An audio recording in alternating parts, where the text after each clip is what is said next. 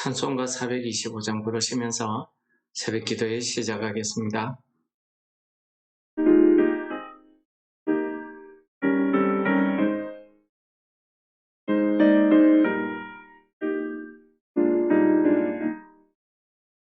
주님의 뜻을 이루소서. 고요한 중에 기다리니 지금과 같은 날 빚으소. 주님의 영성 만드소서. 주님의 뜻을 이루소서. 주님 발 앞에 엎드리니 나의 맘속을 살피시사 눈보다 이게 하옵소서. 주님의 뜻을 이루소서. 병들어 몸이 피곤할 때 권능의 손을 내게 펴서 감당케 하여 주옵소서. 주님의 뜻을 이루소서. 온전히 나를 주장하사 주님과 함께 동행함을 만민이 알게 하옵소서. 아멘.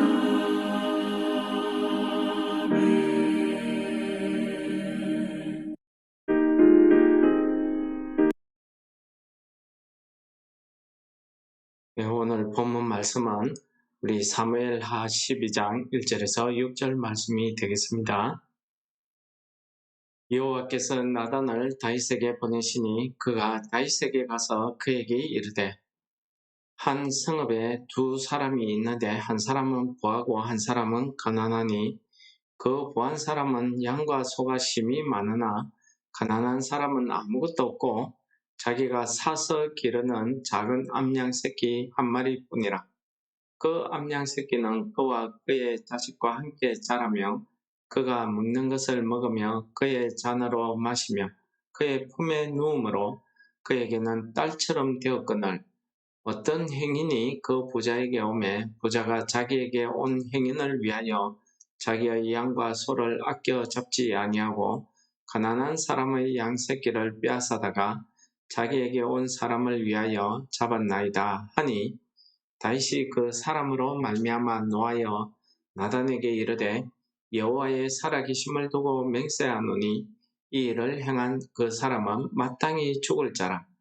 그가 불쌍히 여기지 아니하고 이런 일을 행하였으니 그 양 새끼를 4배나 갚아 주어야 하리라 한지라. 아멘. 오늘 말씀은 우리가 다윗이 바세바를 빼앗은 이후에 일어났던 사건으로 우리가 너무나 잘 알고 있는 내용입니다. 오늘 하나님께서는 이 범죄한 다윗에게 나단 선지를 통해서 말씀으로 찾아오셨습니다. 그리고 그에게 직접 그의 죄를 지적하기보다는 그의 죽어있는 그 양심, 죽어있는 그 자기 자신의 죄에 대해서 눈이 감겨져 있는 그 완악한 마음을 돌이켜서 회개하게 하기 위해서 나단 선지를 통해서 비유의 말씀을 가르쳐 주십니다. 오늘 비유에는 부자와 가난한 사람이 등장합니다. 부자는 양과 소가 많았다고 합니다. 이것은 다윗이 처와 첩을 많이 거느리고 처첩을 많이 두고 있는 그런 내용을 비유하는 말씀이죠. 그리고 가난한 사람에게는 작은 암양 새끼 한 마리가 있었는데 그 암양 새끼는 단순히 자기가 기르는 가축의 개념을 넘어서서 그의 자녀들과 같이 먹고 마시고 그의 품에 누워서 그에게는 딸처럼 여겨졌다 하는 거 보면은 이 암양 새끼는 단순히 가축을 넘어서 그에게는 한 가정을 이루는, 화목한 가정을 이루고 있는 그 모습을 비유로 보여주고 있습니다. 즉 다시 말해서 이 부자는 자기에게 찾아온 그 손님을 위해서 이 가난한 자의 그 행복한 가정을 무참히 짓밟고 파괴해버렸다 하는 것을 지적하는 말입니다. 이 이야기를 듣고 다윗이 분노했다고 합니다. 다윗이 무엇에 대해서 분노했겠습니까? 그 이야기에서 이루어지고 있는 이 사건, 이 죄에 대해서 그는 분노했습니다. 이렇게 분노한 그는 율법의 잣대로 되어서 그 암양 새끼를 빼앗았기 때문에 4배나 갚아주어야 된다 라고 이야기하고 그는 마땅히 죽어야 된다 라고까지 이야기하고 있습니다. 여러분, 오늘 하나님께서는 이 죄를 범한 이 다윗에게 찾아오셔서 하나님의 말씀, 그 비유의 말씀을 통해서 그의 죽어있는 양심, 그의 죽어있는 그 죄에 대한 심령을 깨우치고 있습니다.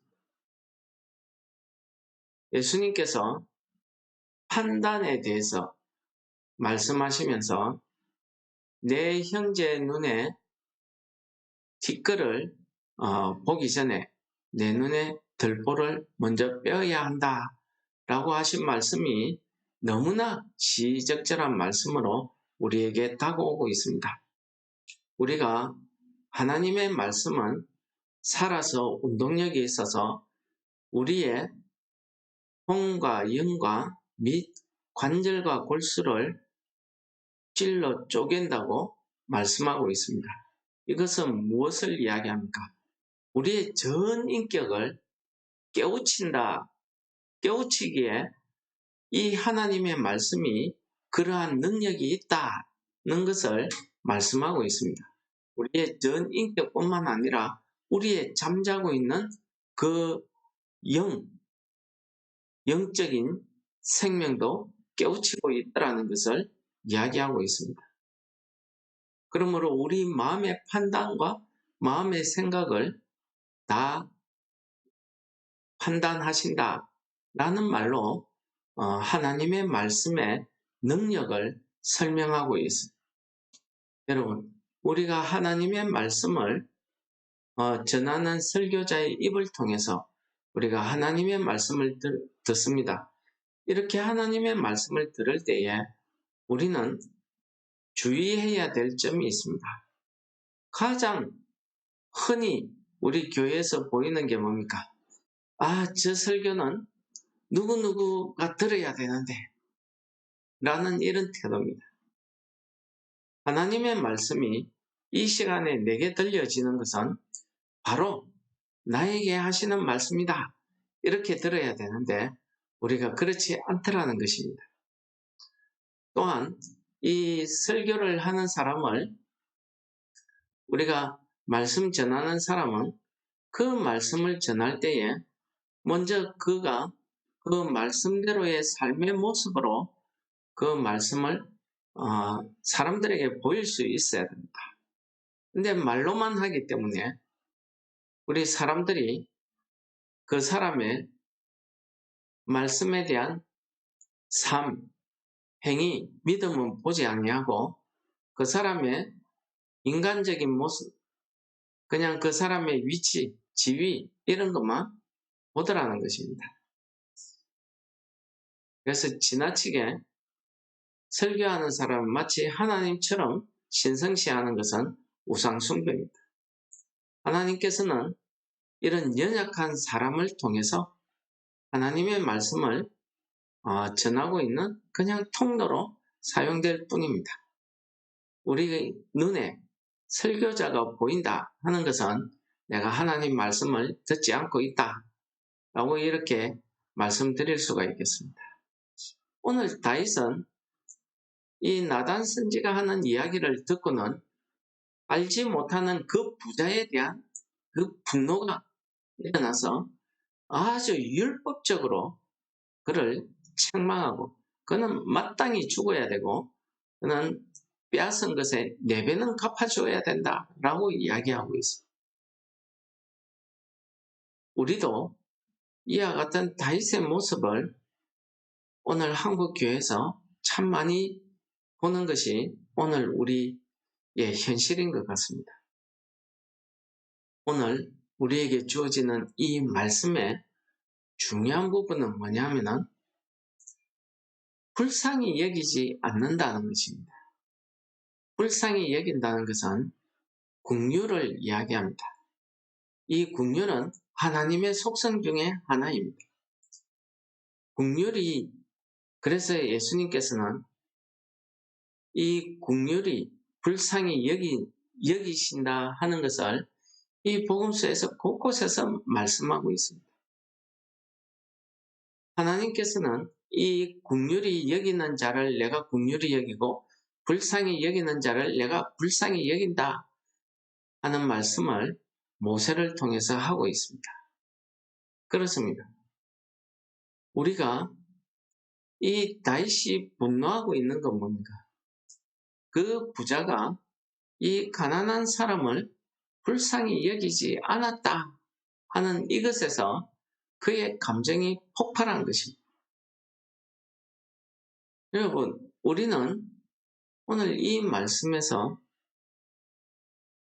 이 다윗이 그 우리아를 불쌍히 여기지 않았던 그 사건을 떠올리지 않을 수 없습니다. 오늘 이 말씀을 듣는 우리도 역시 마찬가지입니다.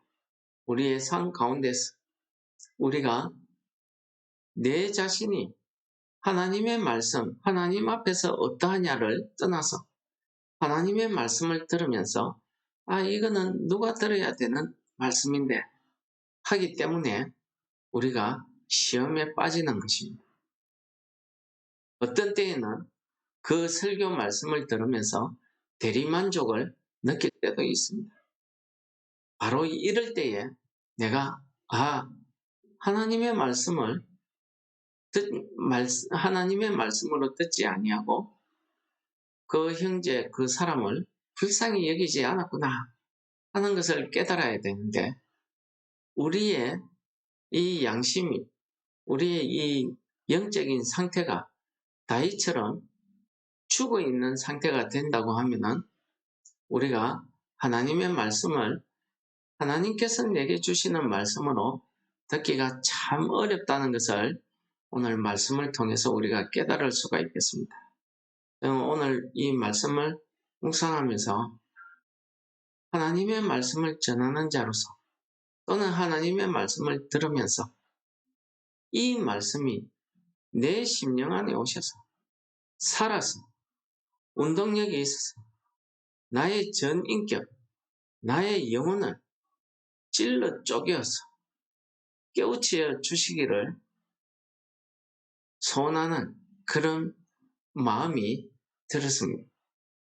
이런 믿음으로 오늘 이 말씀을 받는다고 하면은 우리가 하나님의 말씀이 내 귀에 들릴 때 그 말씀이 내 속에서 성령으로 역사해서 나의 생각이 바뀌고 나의 삶이 바뀌고 나의 말이나 태도가 바뀌어서 나를 통해서 긍휼히 여기시는 하나님의 그 긍휼하심이 나타날 것입니다.